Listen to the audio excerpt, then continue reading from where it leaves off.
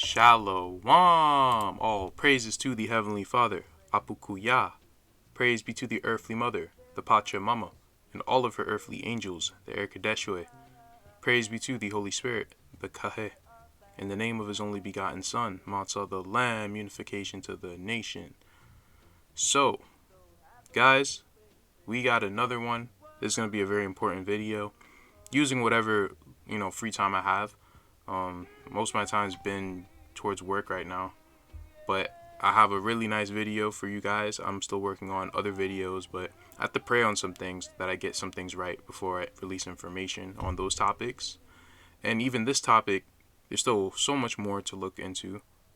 But I definitely think that this will steer some people in the right direction. Now, what I've been saying about the location of Midian, there's just more proof. But now I'm going to be able to make even more connections. Because as we went over, I think last week, we discussed how Midian was located in Ethiopia. But Midian is not the only thing that is in that area of East Africa. I also mentioned that there seems to be some sort of connection with the tribe of Judah. Right? And now I think we've been able to find that connection. So,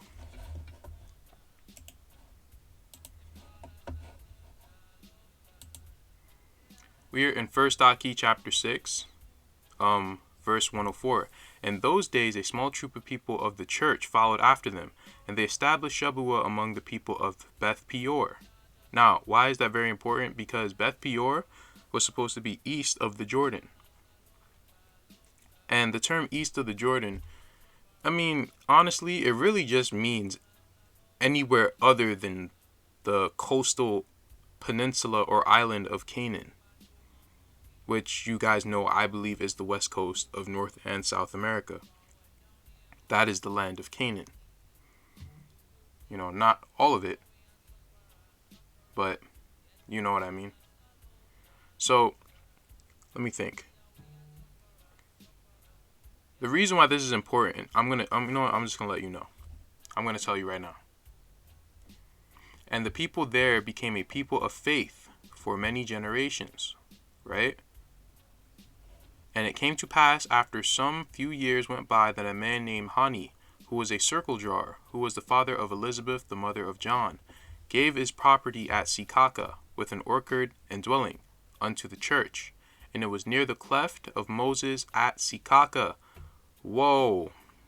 So this place, Beth Peor, is near Secacah. That's very big. Because now this makes a lot of things make sense. I was trying to figure out where in the heck is Arabia? Right? Where is it? You see, the New Testament, this is why I was saying on my live that the Catholic Church could have changed certain words around.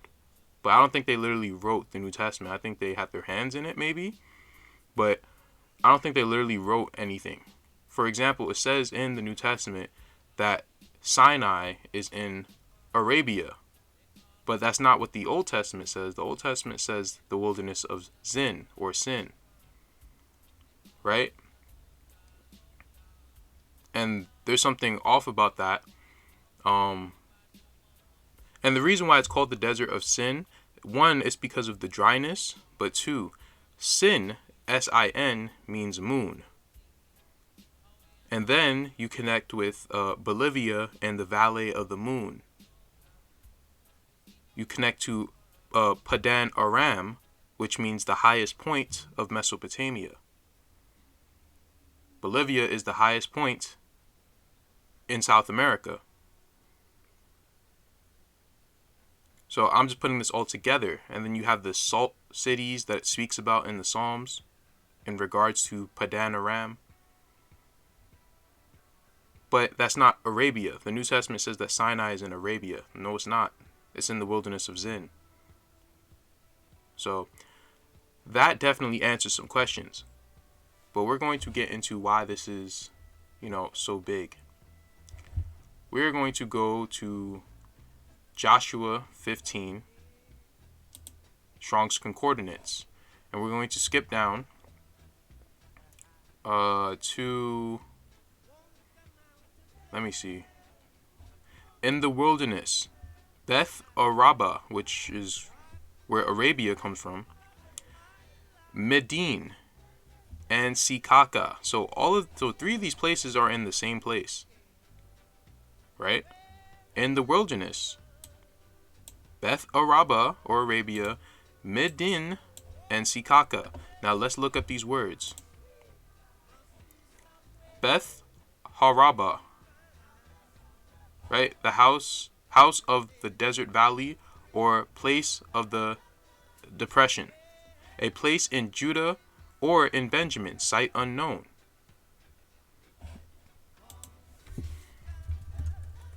I'll show you where I think this place is. You guys know it well.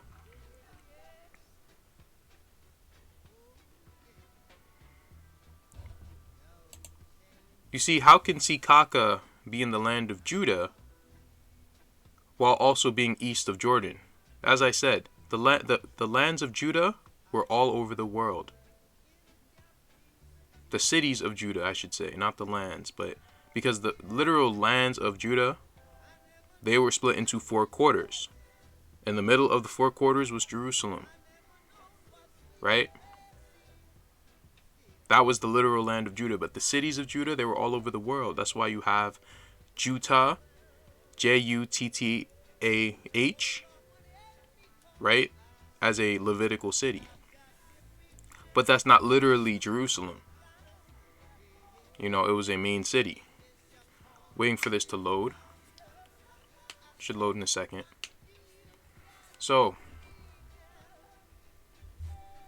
where do I think Araba is? I actually think that it's pretty much where Yemen is right here. That's where Araba is, in my opinion. Let's go to the next one. What did we also have? Midden. Okay, Midden. Let's see what that means. Midden, a variation for 4080. Midden. It means measures. One of the 6 cities of Judah located in the wilderness. Well, where does it come from? Let's look up that one. Same as 479. Midjan, a son of Abraham, also his country, and collectively his descendants, Midianites. So, the tribe of Judah has lands near the Midianites. Son of Abraham by Keturah and progenitor of the tribe of Midianites or Arabians.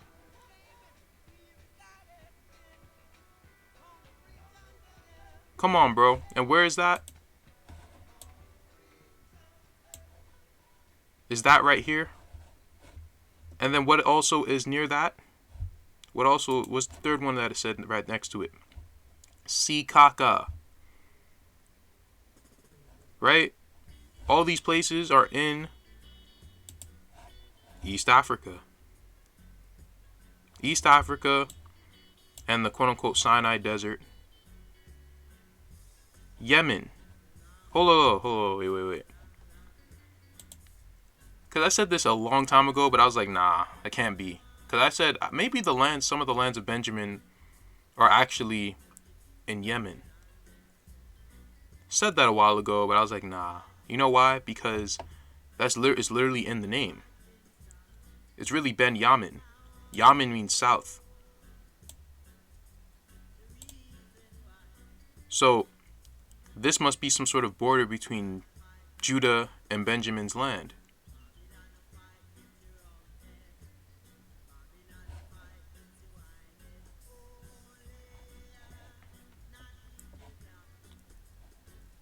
Hold up. This is why I think this makes sense, obviously. I told you guys, I'm putting Egypt somewhere, like, in this area.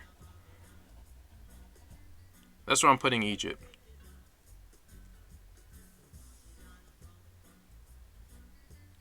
Some of our lands are in Africa. I've said that, numerous times. I just don't know where the lands are. But these are also the lands of Moab and the lands of Edom. Where are they? I don't know. It seems like the lands of the Philistines are actually in so-called Israel. That's what it seems like to me. So that is a huge, that's huge, bro. But that's not all I have for this video. I can end the video right there, but I have more. So now we're going to chapter 7. It was now 90 years before the birth of Messiah, and Aki beheld that the church prospered, and the religion of Shabuah under the law of virtue brought thousands unto repentance, and the Lord was blessed, and found relief of happiness among the children of Israel, and the community of the church, which was called by them the Yahad, which simply means the community, were those who reigned over the inheritance of the Lord in Jeshurun. Hold on, the Yahad, where's that in the Bible? Let's look it up.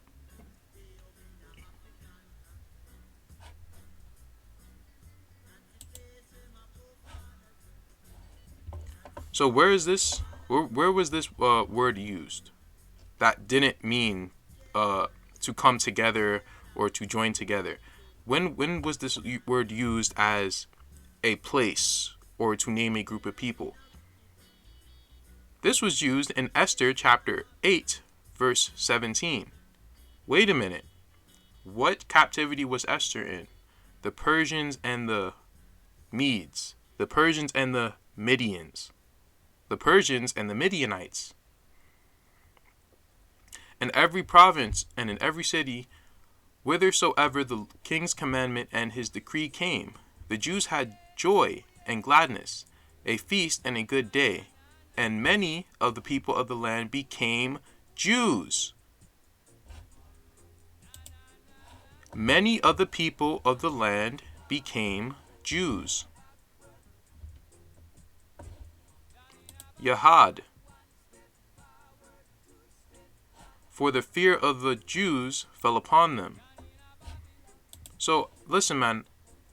There is a lot of people who descend from converts, some people who are actually a seed line of Israel.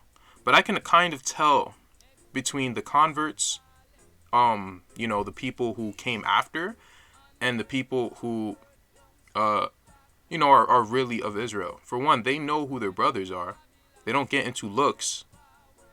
They're not going to post videos and say that, all the Native Americans are from Japhet. They're not going to do that. But there's a lot of converts. And, that's fine. But I'm just letting you know, there are a lot of converts. Do not get fooled because someone has black skin. I don't care about that. You guys know what I do on this channel. I've never tried to push that narrative. And I never will. Because that's idiocy. I go by prophecy. I don't go by looks. I don't see if you look like an Israelite. I see if you fit the prophecies of the Israelites. But some people are not like that. They push their own narratives, and that's fine. There were a lot of people of Ham, of Midian, the sons of Abraham, and, other people who converted to being a quote-unquote Jew. Right? But I'm much more than a Jew. I'm connected to the religion of Shabuah. Right? I'm connected to this land. Let me show you this beautiful land that the Heavenly Father gave us. The great island. The promised land. This is the land that I'm from. Originally. Maybe not immediately, but originally. East, south, north, and west. I just had to flex real quick. And plus, we've already gone over the fact that, southern India and Ethiopia, they've had, this thing is so connected to the tribe of Judah, to Prester John, the Davidic line. It's connected to it. Let me mention it again. Prester John's 3 Indias. One faced Ethiopia, the other faced Persia, and the other occupied the ends of the earth. That's southern India, that's Ethiopia, and that's Peru. That's what it is. So, You know, the tribe of Judah, particularly the house of David, they've been in these areas for a long time. They were taken into captivity over here, in this area, right? That doesn't even mention, you know, the ancient Jaredites or the Fomorians who were in this area, who the tribe of Judah were, you know, pretty much traveling and trading with. And they established things over here in West Europe, right? So the tribe of Judah, they've been all over the place. Tribe of Judah also was in West Africa at some point. I don't know when. But yeah, originally the tribe of Judah, they were here. They were here, you know, in the Pacifics, in China, right? In South America, also in North America. So tribe of Judah has been all over the place, you know, and they're going to look different because they're in different lands. But you can tell that there's a similarity, a common similarity with how the tribe of Judah kind of looks, where they almost look like black South Indians or black Middle Easterns. And the reason that is because the tribe of Judah was spawned by a Southern Indian woman, an Elamite, right? A Dravidian. So the tribe of Judah look kind of like Dravidians. That's how they look. You can even say they have a quote-unquote Caucasian phenotype, but they're not Caucasian. They're not white. But they probably have thin noses. A Caucasian or Australoid or Dravidian phenotype. That's how they looked. You know, originally at least. Some of them, you know, kind of look Hispanic looking, right? But that's how they looked. We're going to continue.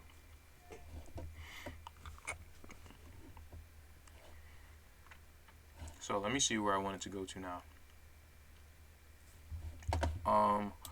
Oh.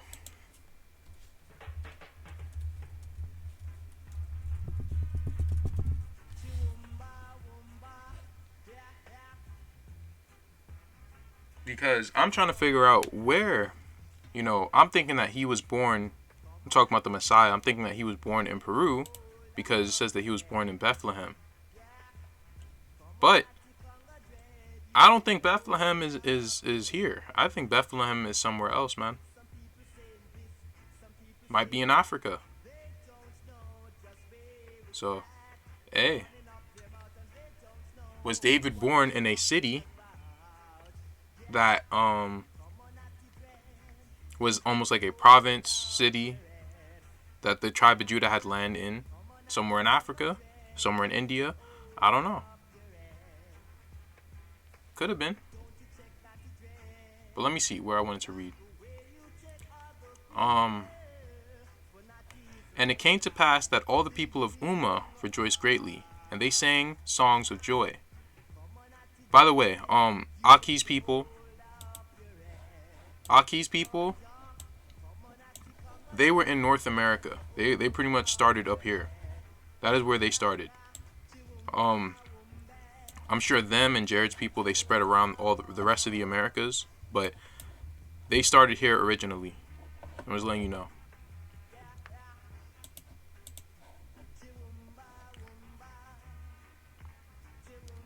And prayed without ceasing all that night and the next day, and there being no darkness in the night. And in the midst of it, Malatzar asked his mother, saying, Where is Messiah born? And she said, In a land beyond the great sea, in the land of the people of his mother. Not his father, his mother. And he said, Why? Oh, why must he be born in a distant land, mother? Why cannot he be born here with us? And he could be my friend. And Ohad took him up on her arms, and she said, Because the Lord is born a little baby, and he must be raised up in the arms of his mother. And his mother was chosen by God, and she does not live here. And he must be born wherein his mother dwells. So, the Messiah was born in Ethiopia, in East Africa.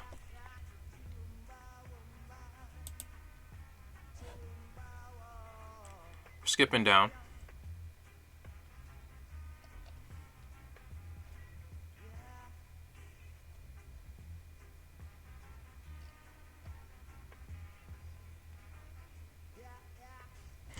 Now, this is crazy. This is chapter 7, verse 11. And it came to pass that many in Israel gathered unto the Lord in the community of the church, and their communities were found in every city in Israel. And wherever they lived, they had settlements in the midst of that town, which were always referred to by the name of Nazareth, as the people in Israel thought of the people of the church as being the same as the order of Nazarites, who did not cut their hair, who took no strong drink, and covenanted to always be found keeping the first commandment and loving the Lord. Now their enemies did not call them Yahad, but did instead call them the sect of the Nazarenes. However, the people of the church called Secacah Damascus. Boom, bro. Oh my gosh. So, Secacah and Damascus are the same place. Now, this is great because now we can look up Damascus.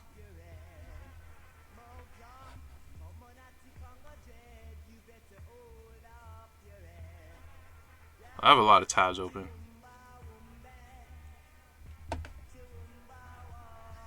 Alright, let's just look it up.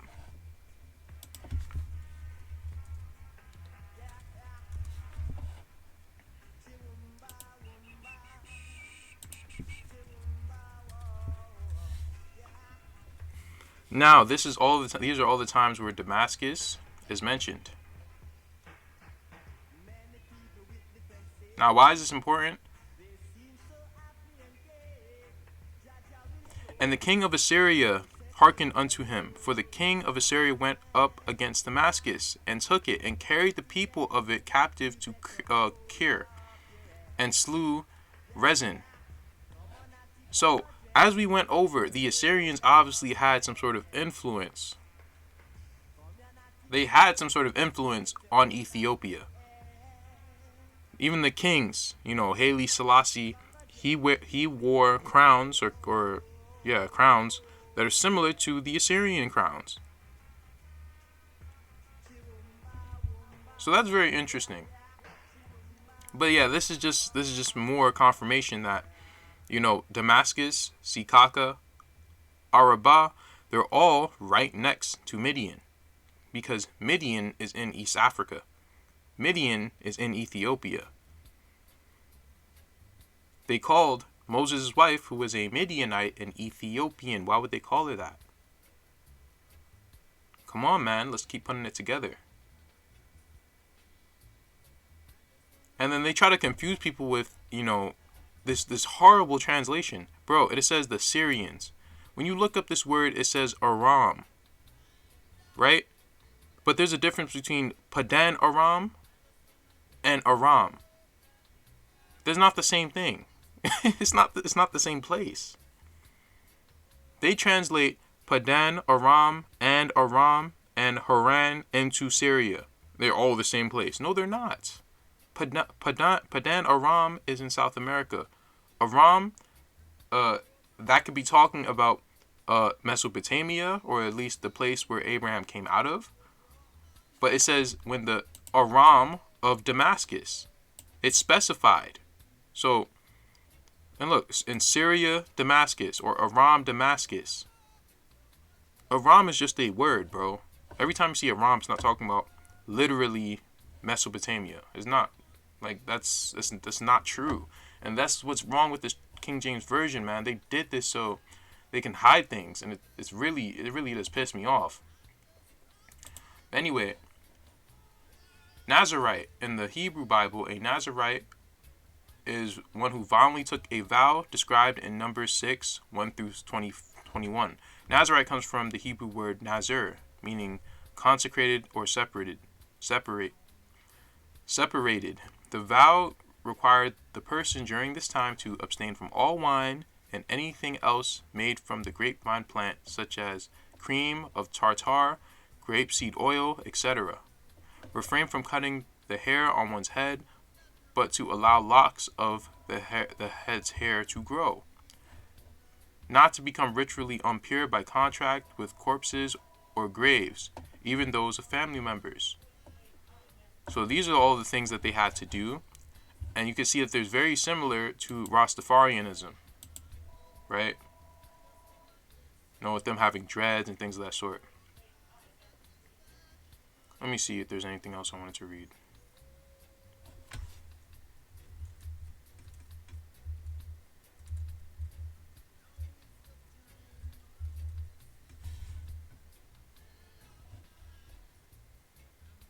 No, that's not the right one.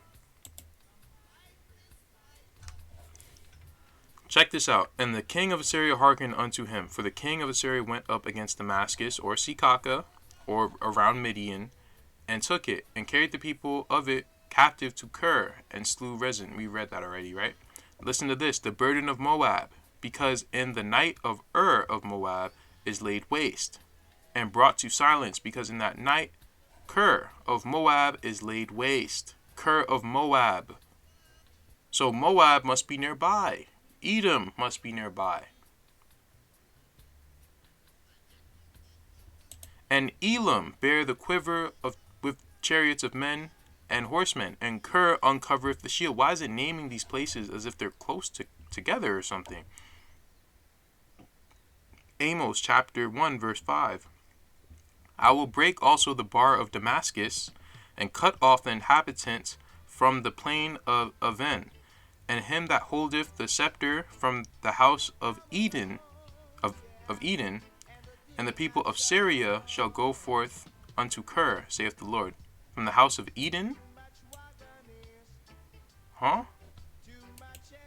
I sound like Soulja Boy. Huh? The house of Eden? Is that really what it said?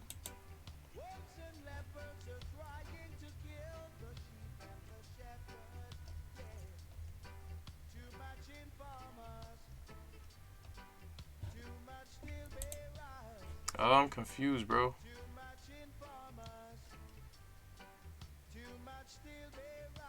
Thus saith the Lord, for 3 transgressions of Gaza and of 4, I will not turn away the punishment thereof, because they carried away captive the whole captivity, to deliver them to Edom.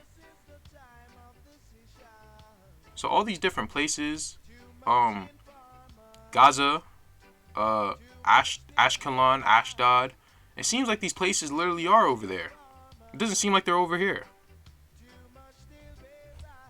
And which makes a hell of a lot of sense, man. Because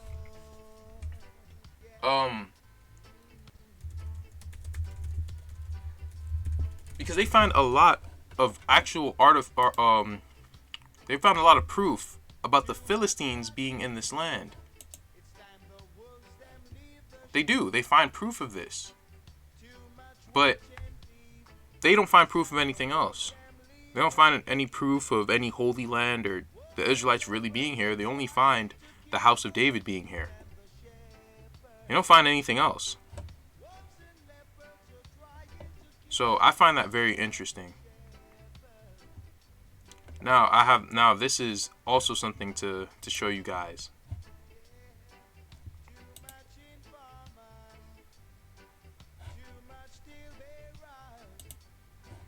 Check this out. Now the law of the king in the book of the temple is after this manner. Now someone who I used to speak to, they actually tipped me off on this, and I wasn't ready for this information. I haven't even read this book yet, but I did remember it. People tell me things, I do remember it. Even if I don't understand it, I do remember it. It being interpreted by Gokaram II with Urim and Thummim, it was declared that the men of renown during their service at Secacah or Damascus should preside over the church during the walk of the Messiah in the flesh, and they should direct how all the people of the church should conduct themselves toward him all throughout his earthly life, and all should obey their word or be cast out of the church and the community. Hold up. Now the law of the king in the book of the temple.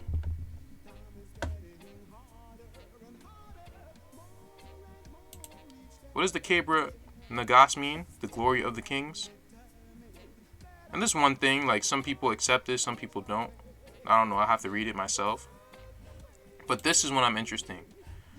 The Fetha Nagast. Law of the kings. Hold up. Now the law of the king in the book of the temple. What does this mean? Law of the king. Where was it compiled? Middle Ages, which is where I say was the real time that Hamashiach was walking around during the time of the Middle Ages. And this was made before Hamashiach's time, so actually he was probably walking around during the 1400s, which would mean that 1492 was around the time that he died. Possibly. Because what did he say? What did he say? What was going to come to us? I hope everything's making sense now. But that's all I have, guys. I hope you guys learned a lot from this, because this is very exciting stuff. Dig on this more and let me know what you guys think. But we definitely found some things. We found Damascus. I believe we found where the land of the Philistines are. We know where Midian is. Like, I'm not moving on that. It's too much proof. I'm not saying Midian is literally Ethiopia, but it's in the area. It's near it. Hope this is making sense. May peace be with you. Secacah.